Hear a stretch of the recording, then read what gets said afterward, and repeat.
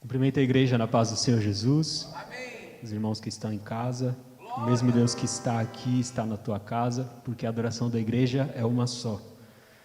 E eu gostaria de convidar os irmãos a abrirem as vossas Bíblias no livro do profeta Isaías, capítulo 30, versículo de número 21. Apenas este versículo.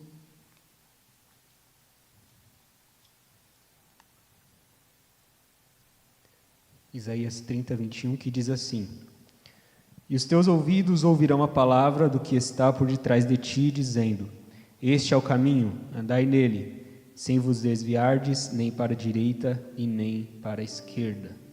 Apenas este versículo, irmãos. E esta palavra eu estou meditando nela há um tempinho. Primeiro ela veio para mim, em seguida, com essa oportunidade, eu transmito ela para a igreja, porque é importante lembrar sempre do Deus que nós servimos.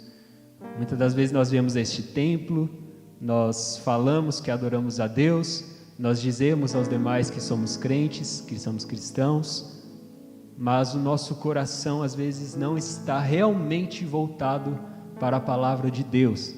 E por que eu digo isso?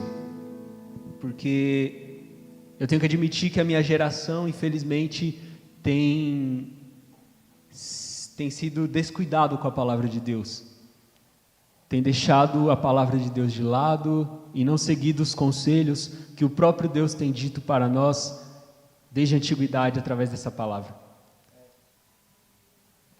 É levado de qualquer forma, não buscamos mais conselhos daqueles que viveram uma experiência verdadeira com Deus, e não ouvimos mais aqueles que pregam a verdade, porque hoje a verdade dói e poucos querem ouvir as Escrituras. Mas isso não é novidade. Nestes capítulos de Isaías, capítulo 30 em diante principalmente, Isaías ele vai estar falando com o povo a respeito do juízo de Deus. Vai falar muito sobre uma condenação, mas também em seguida ele fala sobre o alento que ele vai trazer para o povo dele.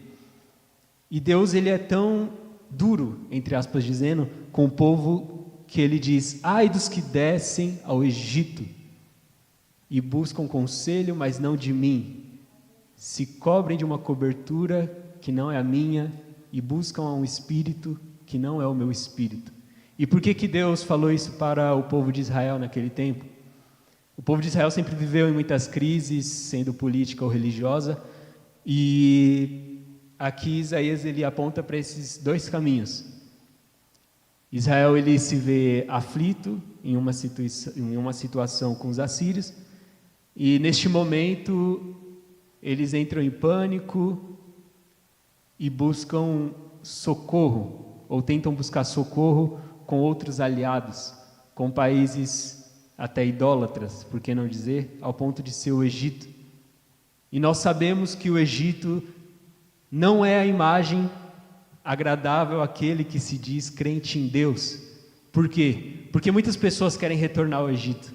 Muitas pessoas querem voltar para o Egito e falar: mas lá nós tínhamos estrutura, lá nós tínhamos tudo que nós precisávamos para saciar as nossas vontades.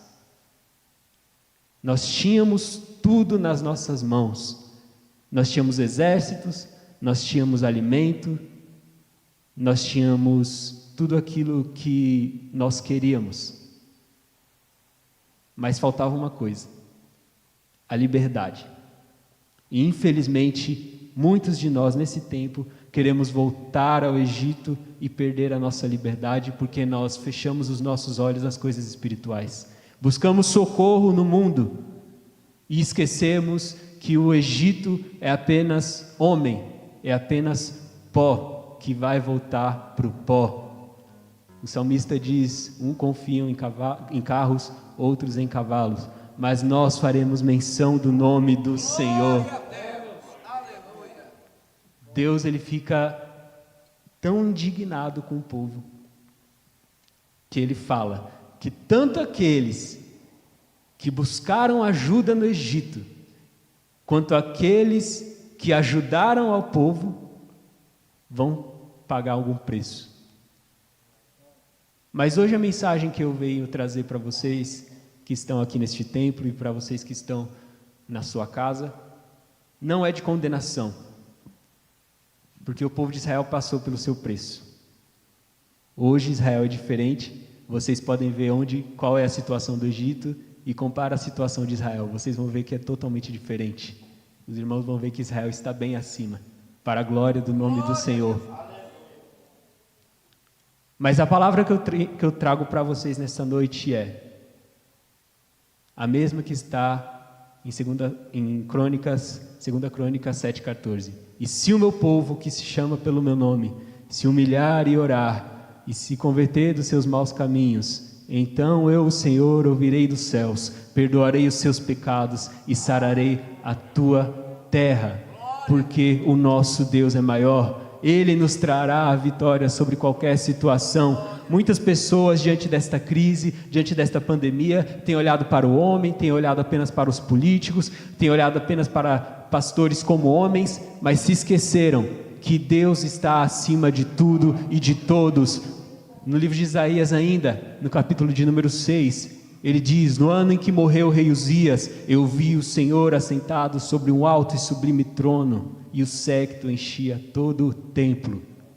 Aqui Deus fala para Isaías: Isaías, o homem perece, toda a situação do mundo pode acabar, pode desabar, mas o meu trono ele é intacto, ele está acima de toda situação, um trono de justiça, um trono de amor, um trono de graça, e é esta graça que Deus nos proporcionou pelo seu Filho amado Jesus Cristo, que derramou o sangue dele na cruz do Calvário. E hoje, meu querido, você tem liberdade para adorar, você não está mais no Egito, você tem tudo diante do Pai, e Ele quer te oferecer coisas maiores, bens espirituais ou materiais, mas o espiritual da igreja tem que ser renovado. E nessa noite eu te peço, meu irmão, pare para refletir quanto a isto, que venhamos nos esquecer um pouco dessa situação humana, venhamos esquecer um pouco dessa crise generalizada, onde a gente fala, acabou, crentes estão sendo levados para os hospitais e até mesmo entrando em pânico de forma descabida, como se não houvesse um Deus cuidando deles.